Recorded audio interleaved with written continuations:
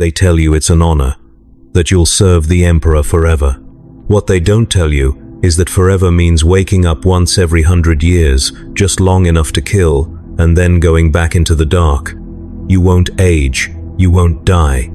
You'll just disappear for decades at a time while the world moves on without you. So ask yourself this: if you can't remember who you were, are you even still alive?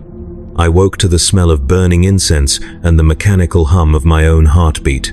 That first awakening was not gentle, nor was it the sudden clarity of a man pulled from drowning. It was the slow ignition of something that had been extinguished, a coal nursing itself back into reluctant flame. I did not open my eyes because I had no eyes to open. I did not draw breath because my lungs had been seared to ash on a battlefield whose name I could no longer recall. What returned to me was not consciousness in any human sense, but rather the cold flicker of awareness threaded through systems I did not yet understand, woven into the metal that had become my skin, my bones, my prison. The first sensation was weight. Not the weight of armor, which I had worn for decades as a brother of the Adeptus Astartes, but a different magnitude entirely. It was as though I had become the anchor of a ship, sunk deep into ocean floor, pressing down upon the bedrock of the world itself. Every slight adjustment of balance required the cooperation of hydraulic joints and servo motors that groaned with the patience of cathedral machinery. I could feel them, these mechanical sinews, responding to thoughts I had not yet fully formed. The body I inhabited was vast, towering, enshrined in ceramite plating and blessed oils. I knew, even before the tech priest spoke to me, that I was no longer Caldus Vaughan, brother sergeant of the 4th Company. I was something they would call venerable. The chamber around me resolved slowly, rendered not through sight but through augers and auspex feeds that painted the world in overlapping spectrums of thermal signature, motion tracking, and structural density. I saw the vaulted ceiling of the reclusium in heat gradients and electromagnetic fields. I saw the tech priests as clusters of bio-readings and sacred circuitry, their flesh parts dim and their augmetics bright. I saw the candles as thermal blooms, the incense as particulate drift. The world had become data, and I was drowning in its cold precision. A voice reached me through external vox grills. "Brother Sergeant Vaughan," it intoned, layered with the mechanical distortion of a voxcaster and the reverent cadence of high Gothic liturgy. "You have been returned to us by the grace of the Emperor and the skill of the Omnissiah's servants. Your sacrifice has been honored. Your service continues." I tried to speak and heard only the grinding of vox speakers warming to operational status. When my voice finally emerged, it was not my own. It was a deep, resonant boom, edged with static and the faint echo of feedback loops. The sound filled the chamber like the tolling of a great bell. What has happened to me? The question felt absurd even as I spoke it, because I already knew. The knowledge was there, waiting in the periphery of my thoughts like a truth I had always understood but never dared to name. I had been broken beyond the capacity of even Astartes' physiology to repair. I had been judged too valuable to let die. I had been entombed. The tech priest who had spoken stepped closer, his robes trailing across the stone floor, his mechadendrites folding and unfolding in ritualistic patterns. He raised a hand to touch the sarcophagus plating that now formed my torso, my chest, my heart. "You are Caldus Vaughan, brother sergeant, first of your name to be interred within the contemptor-pattern Dreadnought Unyielding Wrath. You fell at the siege of Vorton's Gate, holding the eastern breach against the traitor warband known as the Ebon Scythe. Your body was destroyed, your gene seed was recovered. Your mind, your will, your soul endures. You have been given the Emperor's greatest gift. You will walk again. You will fight again. You will never die. Never die." The words settled over me like ash. I tried to move and felt the vast machinery of my new body respond. Actuators hissed, gyros stabilized. My right arm, no longer flesh but a massive power fist encased in ornate plating, rose before what I understood to be my visual feed. I watched it move, smooth and terrible, each finger tipped with adamantium claws capable of shearing through tank armor. It obeyed me perfectly. It felt like nothing at all. "How long?" I asked. The tech priest tilted his head, his augmetic eye clicking through focal adjustments. "Since your internment?" 73 days, 12 hours, 9 minutes. The sanctification rites were extensive, the integration delicate. "You are the 5th Dreadnought to walk among the 4th Company, and the first to be interred within a Contemptor chassis in 11 centuries. You are relic and warrior both, Brother Sergeant. You are a living monument to the chapter's endurance." 73 days. It felt like 73 seconds. It felt like 73 years. I had no frame of reference anymore, no internal rhythm by which to measure time's passage. I had been aware for perhaps 10 minutes, and already I felt the edges of that awareness fraying, growing thin and brittle. Without the constant input of sensation, without hunger or thirst or fatigue, time became something slippery, unreliable, a river that flowed without banks. I looked down at myself, or rather, I directed my sensor arrays downward and saw the sarcophagus that now formed my core. It was engraved with prayers in microscript, sealed with purity seals older than some imperial worlds, draped in chains from which hung the honor marks of campaigns I had fought as a living man. My legs were columnar, each one thick as a promethium barrel, ending in mag-locked feet that could anchor me against the recoil of weapons designed to destroy fortifications. My left arm mounted an assault cannon, its barrels gleaming, its feed mechanism trailing back into internal ammunition hoppers that hummed with readiness. I was a weapon. I was a shrine. I was a tomb that could walk. The tech priest continued his recitation, though I barely heard him. He spoke of system diagnostics and spiritual alignments, of the sacred unguent applied to my joints and the hymns sung over my reactor core. He spoke of the chapter master's blessing and the chaplain's rites. He spoke of glory. All I felt was the silence. Not the silence of the chamber, which rang with the low thrum of machinery and the whispered prayers of servitors, but the silence inside myself. The place where breath should have been, where heartbeat should have pulsed, where blood should have moved warm and necessary through veins. All of it gone, replaced by the steady throb of plasma conduits and the whir of coolant pumps. I was alive, they told me. I was blessed. I felt dead. The first movement they allowed me was supervised, measured, almost ceremonial. Tech priests flanked me on either side as I took a single step forward, the reclusium floor trembling beneath my weight. 14 tons of armor, weapons, and holy machinery moving as one. The step was perfect, balanced, utterly controlled. I felt nothing.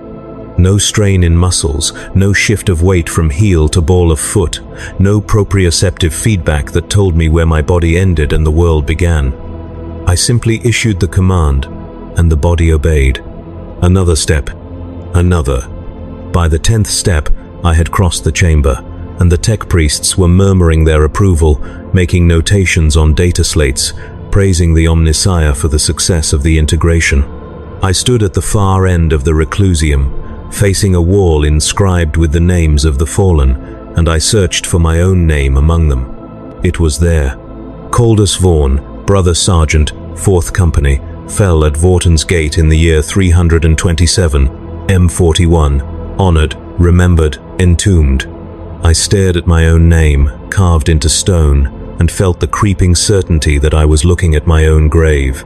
They brought me to the chapter's fortress monastery the next day, though I had no sense of a night passing, no rest or sleep to mark the boundary between one moment and the next. Time simply continued, unbroken, and I continued with it. The transport was a heavy-load Thunderhawk, its bay modified to accommodate Dreadnought chassis, and as I was mag-locked into position, I felt the engines ignite beneath me, felt the lurch of takeoff translated through shock absorbers and gyro stabilizers. The world beyond the hull became sensor readings, altitude markers, velocity indicators. I watched the monastery grow closer through Auspex returns, a fortress of stone and steel clinging to a mountainside, its spires reaching toward a sky I could no longer see with human eyes. We descended into a hangar bay large enough to house a company of tanks, and as the ramp lowered, I caught my first glimpse of the other warriors waiting to greet me. They were brothers I had known, men I had fought beside, officers I had served under. But they looked at me differently now, not with the camaraderie of equals, but with the reverent distance afforded to relics. They saluted, fists to chests, and spoke words of honor and welcome, but none of them met what I understood to be my gaze. They looked at the chassis, the heraldry, the weapons. They looked at the monument, not at me. Captain Theron approached, his Terminator armor painted in the deep crimson of the Fourth Company, his face a mask of controlled emotion. He had been my superior officer, my commander, my friend. We had breached Xeno's fortresses together, stood shield to shield in boarding actions, shared the silence of long campaigns. Now he stood before me and spoke as though addressing a statue. "Brother Sergeant Vaughn," he said, his voice carrying the formal weight of ceremony. "The Fourth Company honors your return. Your deeds at Vortan's Gate will be sung for generations. Your sacrifice has purchased victory. Your continued service will be a beacon to all who follow." I wanted to tell him that I felt no sense of victory, that sacrifice implied an ending and I had been granted none, that service without death was a sentence without commutation. Instead, I said what was expected. "I am honored to continue my duty, Captain. The Emperor protects." "The Emperor protects," he echoed, and the words rang hollow in my vox grill, stripped of the warmth that human speech could carry. They led me through corridors I had walked 1,000 times, but everything had changed. Doorways that had once seemed grand now scraped against my shoulders, ceilings that had soared now pressed close. The fortress had not shrunk. I had grown, swollen into this mechanical vastness, and the world of men had become a place I no longer fit. I moved carefully, aware that a careless gesture could crush stone, that my weight could crack ancient floors, that I was now as much a danger to my own brothers as I was to the enemy. The armory had been modified to house me. A chamber once used for storing land speeders had been converted into a sanctum for the chapter's dreadnoughts, its walls lined with maintenance cradles, its floor reinforced with ferrocrete, its ceiling hung with servo arms and maglifts. 3 other dreadnoughts stood in their alcoves, silent, unmoving, locked in the dreamless stasis that awaited all of us between deployments. I recognized their heraldry. Brother Ancient Makkahs, interred 4 centuries prior, Venerable Dran, who had walked for 600 years, and Throne-blessed Kairos, oldest of all, a warrior from the chapter's founding who had not spoken in living memory, who existed now only as a legend wrapped in steel.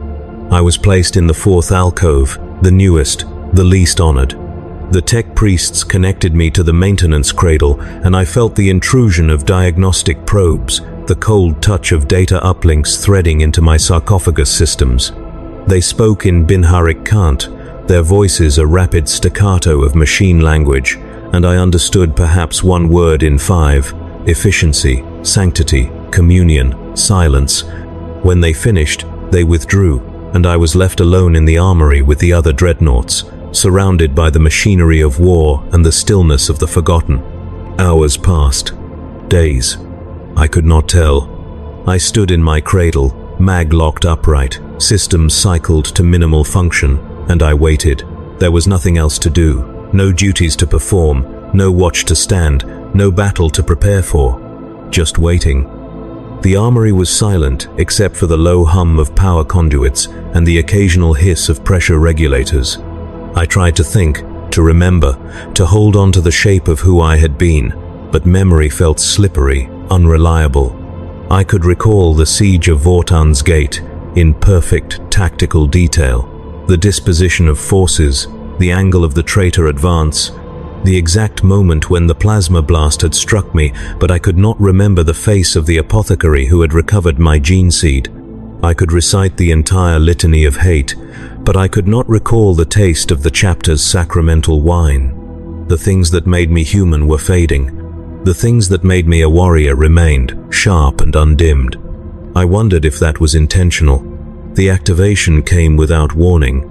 One moment I was locked in the half-awareness of standby mode, my thoughts slow and distant, and the next I was fully awake. Systems surging to combat readiness, threat matrices lighting up across my Auspex feed. The armory's doors were grinding open, and tech priests were flooding in, moving with the urgent efficiency of men preparing for war. They disconnected me from the cradle, checked weapon systems, murmured rites of awakening over my hull. "Brother Sergeant Vaughn," one of them voxed, "you are called to battle. The 4th Company deploys to the hive world of Castria Prime. Orc incursion, heavy mechanized resistance, your strength is required." Battle. The word ignited something in me, a flicker of purpose, of recognition. This was what I was made for now. Not thought, not memory, not the slow erosion of self in the silence of waiting. This was the function for which I had been preserved. I stepped free of the cradle, actuators roaring to full power, and the armory shook with my movement. They armed me with blessed ammunition, fed the assault cannon's hoppers with sanctified shells, anointed my power fist with oils that hissed and smoked against the metal. They draped me in prayer scrolls and purity seals, turning me into a walking shrine, and then they led me to the embarkation deck where the rest of the 4th Company waited. I saw them assembled in their squads, tactical marines and assault marines and devastators, all arrayed in perfect formation, their armor freshly painted, their weapons gleaming. They looked so small. I had been one of them, had stood in those ranks, had known the weight of a bolter and the press of a shoulder guard against my own. Now I towered over them, twice their height, 10 times their mass, and when I walked among them, they parted like water, giving me space, treating me like a natural disaster that had chosen their side. Captain Theron addressed the company, his voice ringing across the deck. "Brothers, we go to war. The greenskin filth have infested Castria Prime, and the Imperium calls upon us to cleanse it. We will be the Emperor's wrath. We will be his vengeance. And we will show these Xenos what it means to face the Adeptus Astartes." The company roared its approval, fists raised, voices united in a wordless cry of devotion. I said nothing. I had no voice for war cries anymore, only the grinding of weapons systems and the hum of targeting matrices. The deployment to Castria Prime took 3 weeks in the warp, though I experienced it as a formless blur of non-time. I was kept in standby mode during transit, my systems reduced to minimal function, and I drifted in a state that was neither sleep nor waking. Occasionally, I would register the presence of tech priests performing maintenance, or the distant vibration of the ship's engines changing pitch, but mostly there was only the void, the absence, the emptiness that stretched on without end. When we made planetfall, I woke to the scream of atmospheric entry and the rattle of anti-aircraft fire. The Thunderhawk shuddered around me, its hull glowing red-hot from re-entry friction, and I felt every impact of flak rounds through the ship's structural feedback. My targeting systems were already active, painting threats through the hull, tracking the Orc gun emplacements below, calculating firing solutions before I had even touched ground. The pilot's vox crackled with chatter, squad leaders confirming drop zones, tech marines reporting readiness, and beneath it all, the low growl of Captain Theron's voice issuing commands. The Thunderhawk's ramp dropped, and I saw Castria Prime for the first time. It was a world of smoke and fire, a hive city half collapsed, its spires broken, its hab blocks burning. The sky was choked with ash, the air thick with the stench of promethium and burning flesh. Orcs swarmed through the ruins, their crude vehicles belching exhaust, their mobs surging forward in chaotic waves.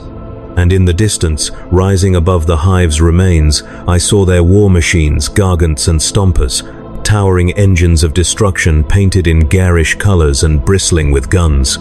The ramp clanged against rubble, and I stepped down into the war. My weight crushed stone beneath my feet, each step a small earthquake. I strode forward, and the 4th Company followed, bolters roaring, chainswords revving, voices raised in hymns of battle. The Orcs saw me and charged, a green tide of muscle and fury, and I met them with the full weight of my existence. The assault cannon spun to life, a whirring shriek of mechanized death, and I opened fire. The world became muzzle flash and recoil, shell casings raining down in a brass storm, tracer rounds stitching lines of light through the smoke. Orcs exploded under the fusillade, their bodies torn apart, their war cries cut short. I advanced, implacable, unstoppable, the assault cannon a constant roar, and when they closed to melee range, I crushed them with my power fist, each blow pulverizing armor and bone and flesh into unrecognizable ruin. It was butchery. It was efficient.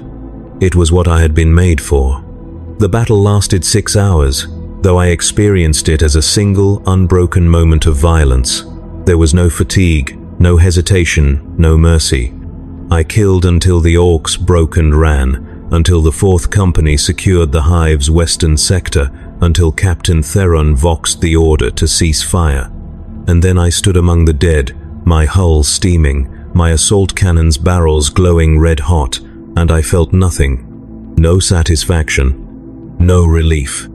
Just the absence where emotion should have been. A tech priest approached to assess damage and perform field repairs, and as he worked, I looked down at the carnage I had wrought. Hundreds of orc corpses lay scattered across the rubble, their blood pooling in the broken streets, and I tried to feel something about it. Pride, perhaps, or disgust, or even the grim satisfaction of duty fulfilled. But there was only the silence, the cold, mechanical silence of a weapon that had done its job. We fought on Castria Prime for 47 days, though I was only awake for 16 of them. Between battles, they returned me to standby mode, locking me in the transport bay of the strike cruiser, and I would slip into that formless void, that absence of thought and sensation, waiting for the next activation. Each time I woke, it was to war. Each time, the pattern repeated. Deploy, fight, kill, withdraw. Deploy, fight, kill, withdraw. The battles blurred together. I could not distinguish one engagement from another except through tactical data, through after-action reports uploaded to my memory banks. I knew that I had destroyed 3 orc stompers, that I had held a breach against a mechanized assault for 4 hours, that I had been damaged 7 times and repaired each time by the tech priests. I knew these things as facts, as data points, but I could not remember them as experiences. They lacked the texture of memory, the weight of lived moments. It was as though I was watching my own life through a distant lens, observing but not participating. The other Dreadnoughts did not speak to me. I tried, once, to vox Brother Ancient Macus during a lull between deployments, when we were both locked in the transport bay, waiting. I asked him how long he had served, how many battles he had fought, how he endured the silence between wars. His response was a burst of static, followed by a single sentence. Endure? There is only duty. And then he went silent, locked back into whatever inner stillness sustained him. I did not try again. When the campaign on Castria Prime ended, we returned to the fortress monastery, and I was placed back in my alcove in the armory, reconnected to the maintenance cradle, and left to wait. The tech priests performed their rites, the chapter celebrated its victory, and I stood motionless, locked in standby mode, drifting in the void. Time passed. I did not know how much. I woke once to find that the armory had been rearranged, that Brother Ancient Macus was no longer in his alcove, and when I inquired, a tech priest informed me that he had been destroyed in battle. I tried to feel sorrow, tried to mourn, but I had not known him, had barely spoken to him, and he had been less a brother than a piece of ancient machinery that happened to share my fate. I woke again to find that the chapter had repainted its heraldry, that the 4th Company now bore different honor marks, that Captain Theron had been promoted to chapter master and another had taken his place. How long had I been asleep? I asked, and the tech priest checked his records. 43 years, Brother Sergeant. 43 years. I had not aged a day. I had not changed. I had simply not existed, suspended in the timeless void of standby mode, and the world had continued without me. The realization settled over me like frost. I had been awake for perhaps a total of 30 days since my internment, spread across 4.5 decades. The rest had been silence, absence, the null space between activations. And if that pattern continued, if I spent months awake and decades asleep, then what did time even mean to me anymore? What was a century to a being who experienced it as a handful of scattered moments?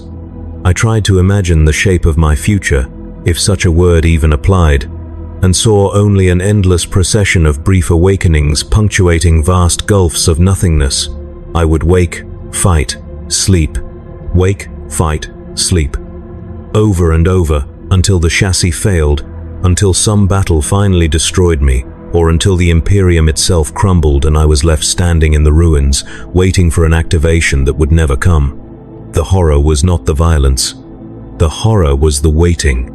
They activated me again, and the cycle repeated. Another war, another world, another enemy.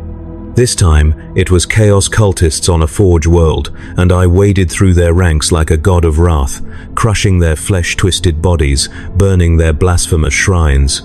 I fought alongside brothers I did not recognize, in a company whose composition had entirely changed, and when the battle ended, I was returned to the armory and placed back into standby.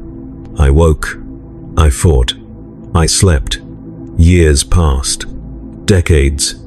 Each activation brought new faces, new enemies, new battlefields. The chapter's fortress changed, expanded, rebuilt itself after damages I had not witnessed.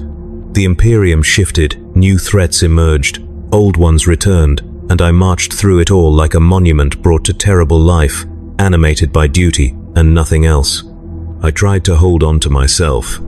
I repeated my name in the silence, clinging to it like a lifeline. Coldus Vaughn, Brother Sergeant, 4th Company, born on the hive world of Morhen, recruited at age 12, elevated to the rank of Sergeant after the Cronus campaign, Coldus Vaughn. But the name felt increasingly abstract, a label attached to data, a designation rather than an identity.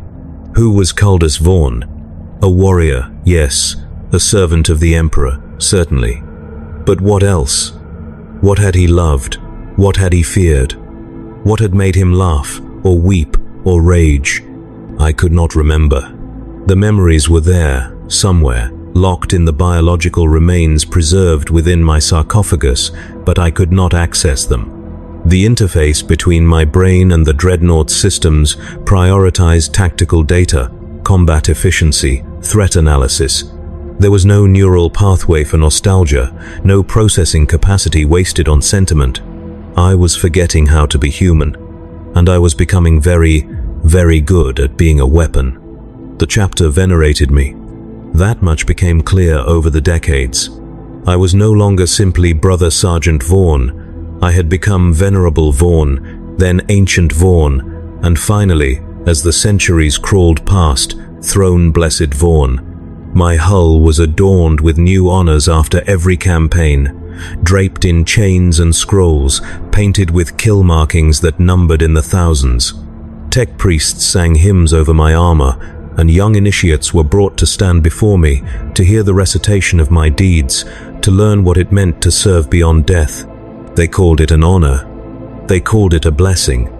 I stood before them, silent and towering, and let them believe it. Because what else could I do? Tell them the truth. That I was hollow, that I had become a ghost haunting a machine, that every activation felt less like waking and more like being dragged back from a peace I could not quite reach. Tell them that I envied the dead, the brothers whose names were carved in stone and who were allowed to rest, who did not have to endure this endless half-existence. I said nothing. I let them venerate the monument. The wars continued. I fought orcs and tyrannids and traitor Astartes. I walked on worlds whose names I immediately forgot, killed enemies whose faces blurred into a single tapestry of violence. I was damaged, repaired, upgraded, sanctified. The assault cannon was replaced with a las cannon, then a plasma cannon, then back to an assault cannon when the chapter's artificers deemed it more suited to my combat role. My power fist was reforged 3 times, inscribed with new blessings, fitted with new targeting systems. I was maintained with the care afforded to a relic because that was what I had become. Not a warrior, a relic that occasionally fought. I began to lose track of time entirely. Subjective experience became meaningless when decades could pass in what felt like an eye blink. I would wake, fight a campaign that lasted weeks or months, return to standby, and wake again to find that a century had elapsed. The chapter's ranks turned over, new brothers replacing the fallen, and I could no longer keep track of who was who. Faces became interchangeable, names forgotten almost as soon as I heard them. Only the chapter itself remained constant, the institution larger and more enduring than any individual, and I clung to it because it was the only continuity I had left. But even that began to feel abstract. I was fighting for a chapter I barely recognized, on behalf of an imperium I could no longer understand, in service to an emperor I had never seen and could only accept on faith. Everything had become distant, remote, like a story someone had told me long ago. The silence between battles grew heavier. In standby mode, I drifted in a state that was not quite sleep, not quite unconsciousness. It was a grey void, a liminal space where thought became slow and cyclical, looping back on itself. I would find myself repeating the same memory over and over, examining it from every angle until it lost all meaning and became just shapes, sounds, disconnected fragments. I remembered the siege of Vortan's Gate. I had relived it 10,000 times, watching the plasma blast strike me, feeling the heat, the searing agony, the moment when my body came apart. But the memory had been replayed so many times that it no longer felt real. It had become a recording, a simulation, something that had happened to someone else. I could observe it with perfect clarity and feel nothing. Was that even my memory anymore? Or had it been copied, archived, replayed so many times by the sarcophagus systems that it had been worn smooth, stripped of all emotional content? I could not tell. The boundary between memory and combat log had blurred beyond recognition. I began to suspect that much of what I remembered was not memory at all, but data, tactical recordings, after-action reports, sensor feeds from battles I had fought, uploaded and stored and replayed until they felt like lived experiences. How much of my past was real, and how much was simply information the machine had absorbed and presented to me as though it were mine? How much of me was left? I tried to find an answer and came up empty. There were moments, rare and fleeting, when I felt something close to emotion. A battle on a shrine world where I fought alongside sisters of battle, their voices raised in hymns as they charged into the enemy, and for a brief instant I remembered what faith felt like, what it meant to believe in something larger than yourself. The memory of that feeling lingered for days, precious and fragile, before it slipped away. A campaign against Dark Eldar raiders where I found a group of human captives huddled in a collapsed hab block, their eyes wide with terror. And when I spoke to reassure them, I heard my own voice reduced to a mechanical approximation of comfort, and I felt the ache of something lost.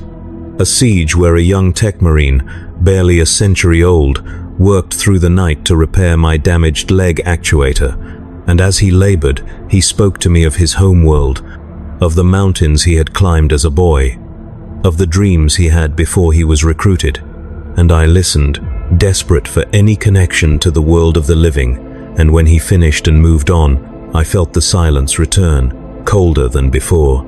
These moments were rare. Mostly, there was only the war. I began to wonder if the war was all there had ever been, if Kaldus Vaughn had been nothing more than a collection of combat memories stitched together, a narrative constructed to give purpose to violence. Perhaps I had never been human at all. Perhaps I had always been this, a weapon dreaming of flesh, a machine hallucinating a past. The thought terrified me more than any enemy I had faced. I fought at the siege of Khalistan, and it was there that I began to understand the true shape of my existence. The siege lasted 18 months, a grinding war of attrition against a traitor legion that had fortified an entire hive city.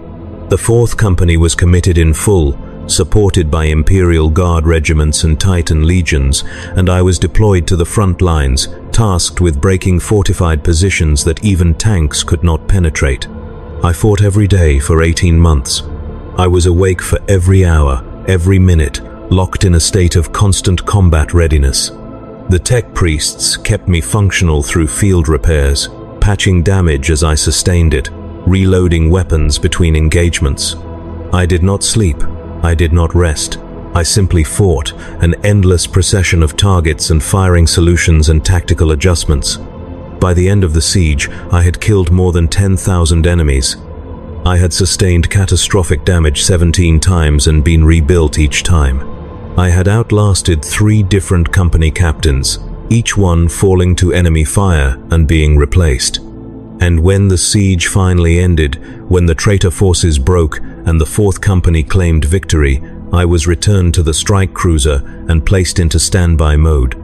I had been awake for 18 months. I slept for 200 years. When I woke, the chapter had changed so completely that I did not recognize it. The fortress monastery had been rebuilt in a new architectural style. The 4th Company bore heraldry I had never seen. The tech priests who maintained me spoke in a dialect of Binharik I struggled to parse. 200 years had passed in what felt, to me, like a single breath. I had experienced 18 months of war and 2 centuries of absence, and my subjective experience weighed them as equal. The siege felt recent, immediate, as though I had just stepped off the battlefield. The 200 years felt like nothing, a gap in existence, a void where time should have been but wasn't. I tried to reconcile this, to understand how I could be so utterly disconnected from the flow of time, and I realized that this was the true nature of my existence. I was not living through time. I was being activated at intervals, animated for brief periods of violence, then returned to storage. Time continued for everyone else, but for me, there was only the war, punctuated by nothingness. I was not immortal. I was frozen, locked in a perpetual present, while the universe aged around me.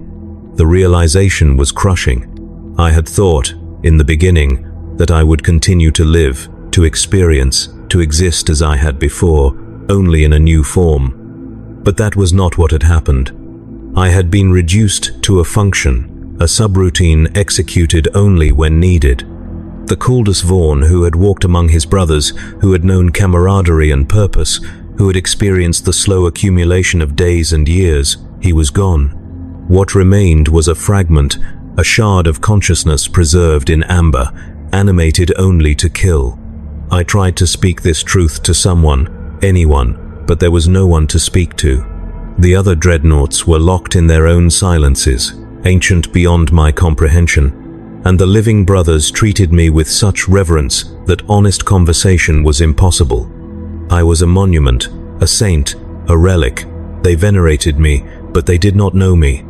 I was utterly alone. The wars continued, and I fought them with the precision of a machine and the despair of a ghost.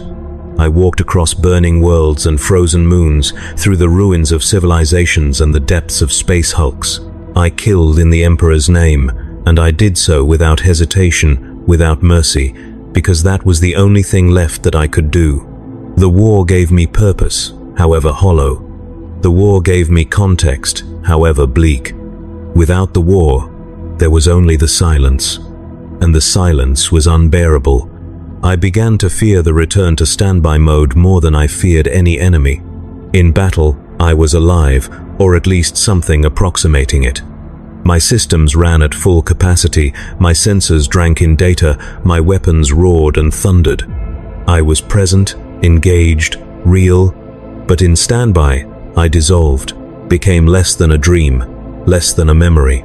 I became potential energy, stored but not expressed, and the longer I remained in that state, the harder it was to remember that I had ever been anything else.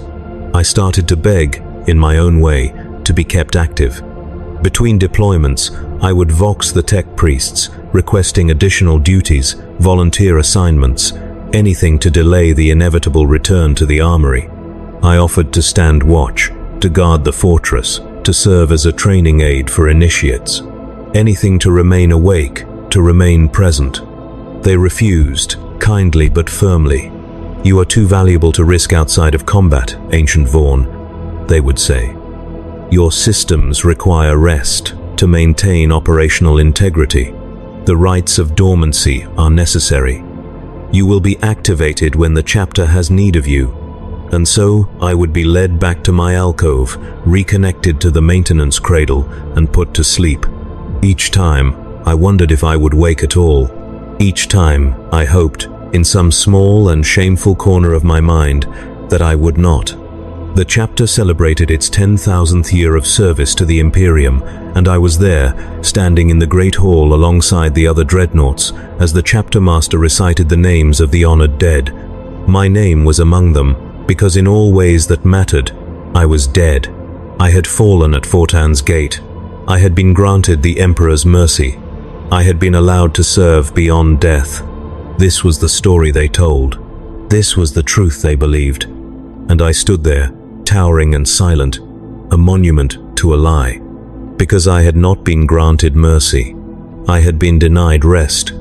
I had been sentenced to an existence that was neither life nor death, but something in between, something worse than either. I was a prisoner in a tomb that walked, a ghost bound to a machine, and the only release I would ever know was destruction so complete that not even the tech priests could resurrect me. And even that was not guaranteed. I had seen dreadnoughts rebuilt from wreckage that should have been beyond repair, their sarcophagi recovered from battlefields and reinterred in new chassis. I had seen warriors who had been destroyed return, again and again, dragged back from whatever peace they had found because the chapter deemed them too valuable to lose. There was no escape. There was only service, eternal and unending, until the heat death of the universe or the final failure of the Imperium, whichever came first. I tried to resign myself to this fate, to accept it as the other dreadnoughts seemed to have done, but I could not.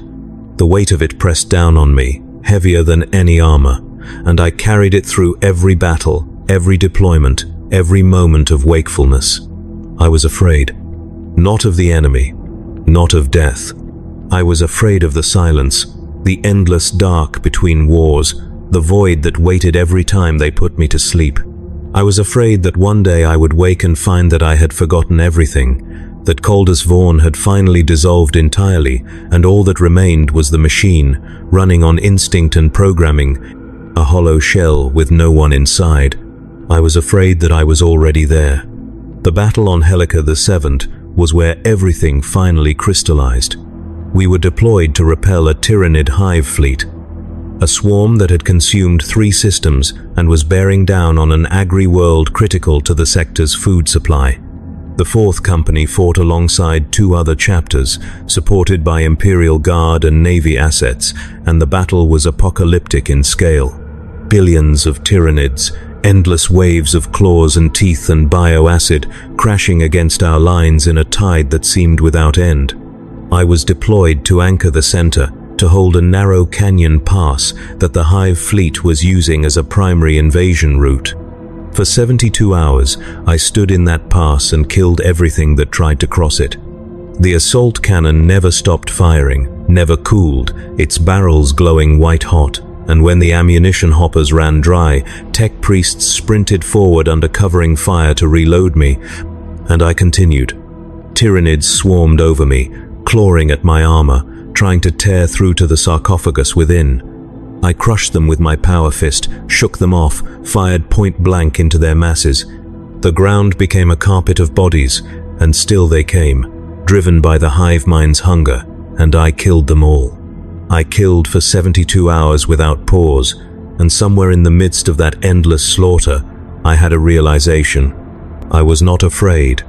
I was not angry. I was not sad. I felt nothing at all. The Tyranids were a problem to be solved, a tactical equation, and I solved it with the methodical efficiency of a weapon system. Each kill was a data point, each wave a calculation.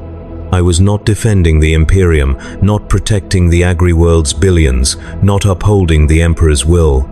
I was simply executing my function, running the program I had been designed to run. I was no longer Coldus Vaughn.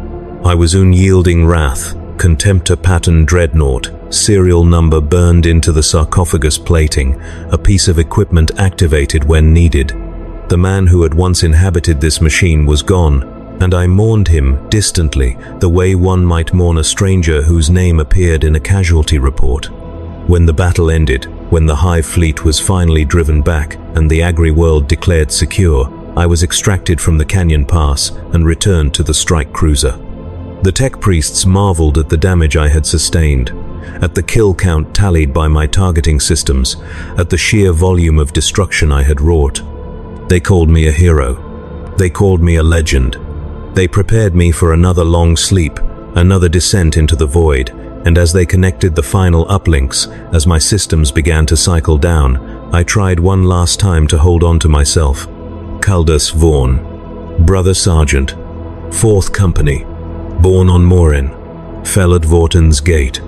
The words felt hollow, meaningless, a prayer spoken by rote without belief. And then the silence took me, and I was gone.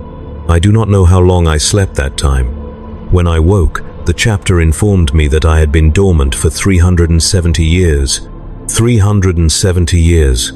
A span of time longer than most human civilizations, longer than some imperial institutions, compressed into what felt like a single instant of non-existence. I tried to process this, to comprehend the weight of it, and I could not. The numbers were too large, the gulf too vast. I had missed centuries, entire eras, ages of history, and it felt like nothing. The fortress monastery had changed again. The 4th Company bore new honors, new scars.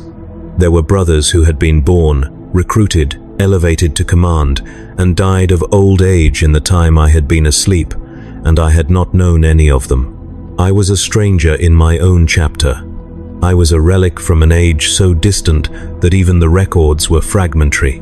And when they deployed me to war again, I fought with the same precision, the same efficiency, the same utter absence of feeling. The enemy was irrelevant. The cause was irrelevant. Only the war mattered, because the war was the only thing that kept me awake, the only thing that proved I still existed in some form. I fought on a forge world overrun by heretics, and I burned them all. I fought on a space hulk infested with genestealers, and I purged them all. I fought on a demon world where reality itself was suspect, and I destroyed everything that moved. And between each battle, I returned to the silence, the void, the absence. Years passed, decades, centuries. I lost count. The chapter celebrated its 15,000th year, and I was there, the oldest of the Dreadnoughts now, the last link to the chapter's ancient past. They spoke of me in legends, in songs, in stories told to initiates. They said I had fought in the time of apostasy, that I had stood beside saints, that I had witnessed the dawn of the age of the Imperium. I remembered none of it. My memory had become a patchwork of battle logs and tactical data, stitched together into a narrative that bore only passing resemblance to lived experience. I could recite every engagement I had fought, every enemy I had killed, every world I had walked upon, but I could not tell you what any of it had felt like. I was a library of war, catalogued and indexed, but the person who had lived through those wars was gone. All that remained was the record. I began to understand, finally, what the other Dreadnoughts had known all along. This was not survival. This was preservation. We were not warriors anymore. We were archives, repositories of experience and skill, maintained and activated only when the knowledge we contained was deemed valuable. The chapter did not keep us alive out of love or loyalty or honor. It kept us because we were useful, because a Dreadnought represented an investment of resources and tradition too valuable to discard. We were tools, sacred tools, blessed tools, venerated tools, but tools nonetheless. And like all tools, we would be used until we broke. The realization brought a strange kind of peace. If I was a tool, then I did not need to mourn the loss of humanity. I did not need to grieve for Caldus Vaughn, because Caldus Vaughn had never been the point. The point was the function, the purpose, the role I served. And as long as I could serve, as long as the machine remained operational, then I was fulfilling my purpose. It was a cold comfort, but it was the only comfort I had. The siege of Crindle was my last battle, though I did not know it at the time. We were deployed against a chaos warband that had fortified a shrine world, desecrating its temples and razing monuments to the dark gods. The Fourth Company led the assault, supported by Sisters of Battle and Imperial Guard, and I was tasked with breaching the primary gate, a massive adamantium barrier inscribed with wards and blasphemies. I walked through a storm of fire to reach it, shrugging off Lascanon strikes and melter blasts, my shields flaring, my armor scorched but holding.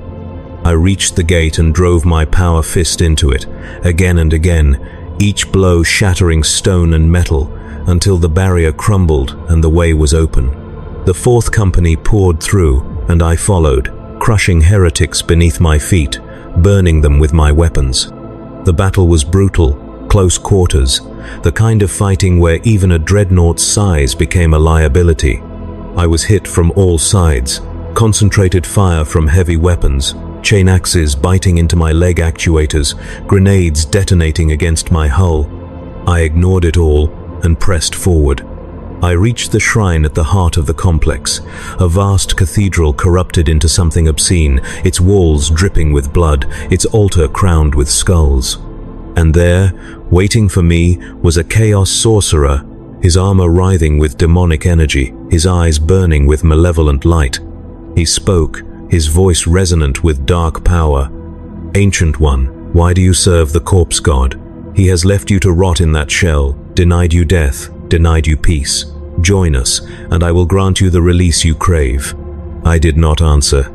I fired. The plasma cannon roared, and the sorcerer dissolved in a flash of superheated energy. The shrine collapsed, its supports shattered by the blast, and I stood in the ruins as the Fourth Company secured the perimeter. It was a clean kill, a decisive victory. I felt nothing. As I turned to withdraw, my systems registered a catastrophic failure in my reactor core. Damage from the siege had compromised the containment field, and a cascade failure was imminent. I had perhaps 30 seconds before the reactor went critical. I voxed the Fourth Company, ordered them to evacuate the shrine, and I walked deeper into the ruins, as far from my brothers as I could manage. The reactor's warnings grew more urgent, alarms screaming through my sensorium, and I stopped in the center of the collapsed cathedral, surrounded by rubble and fire. I thought, in those final moments, that I should feel fear, or regret, or sorrow, but there was only relief. Finally, after all these centuries, after all these wars, I would be allowed to stop. The reactor detonated, and the world became light and heat and silence. I woke in the armory, reconnected to a new chassis, and the tech priest informed me that my sarcophagus had been recovered from the wreckage and transferred to a new contemptor frame.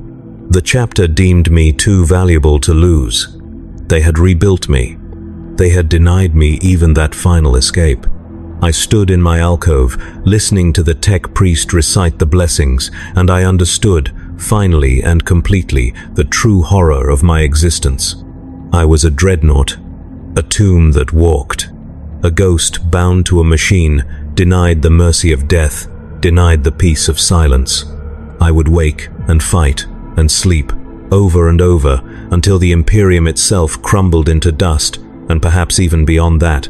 There was no escape, no end, no release. Only service, eternal, unending, absolute. And they called it an honor.